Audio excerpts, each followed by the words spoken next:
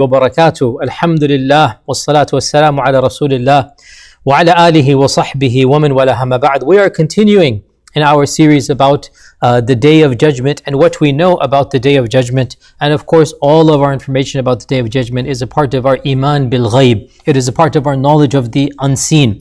And the only source that we have about the information about the Day of Judgment is the Quran and the authentic Sunnah. And therefore, whatever comes from these sources, we accept and we believe as a part and parcel of believing in the unseen. Now, we've been talking quite a lot about various aspects of the Day of Judgment. Today, inshallah ta'ala, we'll talk about one other aspect that is very explicit in the Quran and in the Sunnah. And in fact, it is mentioned so numerously in our sacred texts that so many of our treatises about theology, about aqeedah, they mention this issue as a part of our fundamentals, that in order to be a faithful Muslim, you need to believe in this concept. And what is the concept? It is the concept of the mizan, or the concept of the scales. The mizan or the scales. So today, inshallah ta'ala, it will be all about a very comprehensive summary, quite thorough, inshallah ta'ala, about the reality of what we know about the scales on the Day of Judgment. Now, of course, the word mizan, it means the scales, and the Quran and Sunnah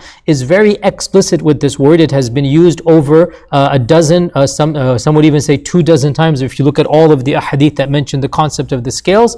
And the concept of the scales, the mizan, it is something that would occur most likely after the hisab, after the judgment, after the scrolls, even though, as we know, it is not explicit about the chronology of events. Now, what does the word mizan mean?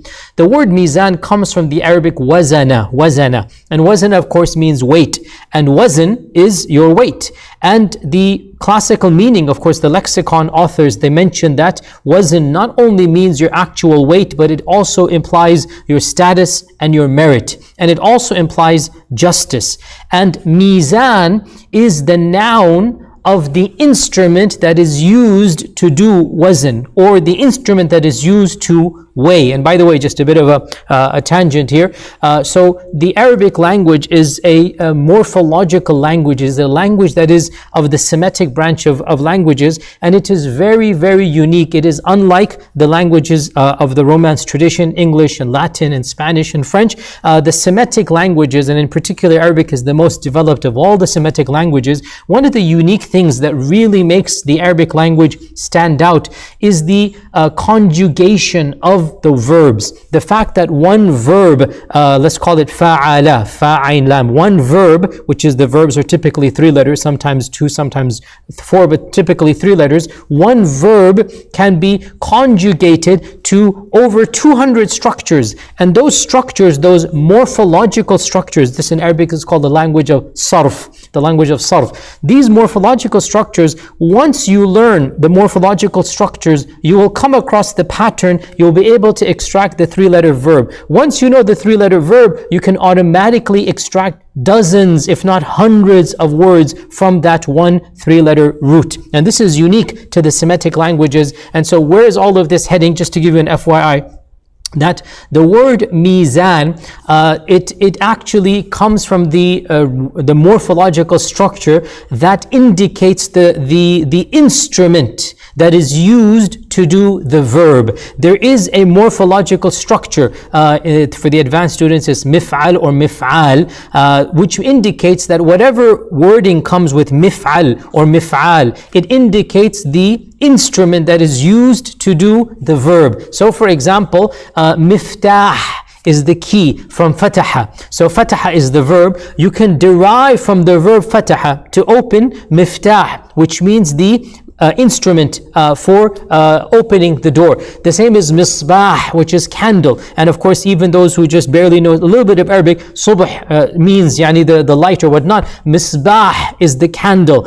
For example, mi'wal, for example, the axe. So all of these things, they occur on the morphological structure sarf, and that's one of the reasons why Arabic is so powerful and beautiful, that you can take a verb and permutate it, conjugate from any verb, literally dozens tons, if not actually more than this. And so mizan is the instrument that is used to weigh wazn. And of course, it is well known that it is a scale which has been used from the beginning of times. And of course, the instrument itself of the scale has symbolized justice from the very beginning of time. In fact, even in our Western cultures here, that if you go to a courthouse, generally speaking, you will find, a person, a blindfolded person carrying the scales, right? And the notion of the scales meaning to impartially weigh the evidences back and forth and to see which one is weightier. And by the way, again, allow me to go into these tangents. I've been locked up without being able to go into tangents for quite a while. So let me now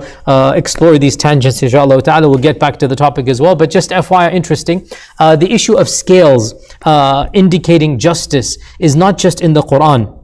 It is something in many traditions and cultures. In fact, even in the ancient Babylonian textbooks, in fact, in the famous Egyptian book called the Book of the Dead, the pharaonic religion, the ancient Egyptians, they had a religion, and their religion is preserved in something called the Book of the Dead. That's their holy book.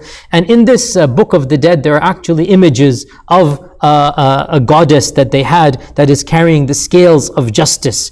And that notion was, of course, eventually transformed into Roman times into an actual goddess that they called the goddess of Justitia, the goddess of justice. And it was a lady who would have scales. And then, and in Roman times, the goddess, the Justitia goddess, would actually have a temple and a shrine. That notion trickled down to Christianity, which trickled down to Europe, and around the 12th or 13th century, we begin to see this notion of a lady that is blindfolded, that is carrying the scales, that is symbolizing justice. And all of this actually goes back to the concept of the lady carrying scales. It goes back to ancient Egypt and has been trickled down all the way to our modern Western culture. And by the way, again, the tangent of the tangent, but it's all inshallah interesting and it's relevant inshallah. What if somebody were to say that, oh look, your Quran mentions scales as justice, and it's found in Babylonian traditions, it's found in Egyptian traditions, it's found in ancient Christianity, so in fact your Quran is the same motif as all of these other traditions as well. It's all of this mythological folklore. The answer to this is very straightforward, and this is the response that I've also given when people have asked me about the issue of the flood of Nuh, the great flood, which they say that the concept of a great flood is found in every single tradition in the world. There is not a single civilization except that it has a notion of a flood. In fact, not only ancient, creation myths in Babylon, not only in ancient Egypt, not only in civilizations that we're aware of, even when they first came across the Aborigine populations of Australia, and anthropologists studied the Aborigines, they came across the creation story of a myth that they said of a great deluge, of a great flood, of mankind emerging from a flood. And so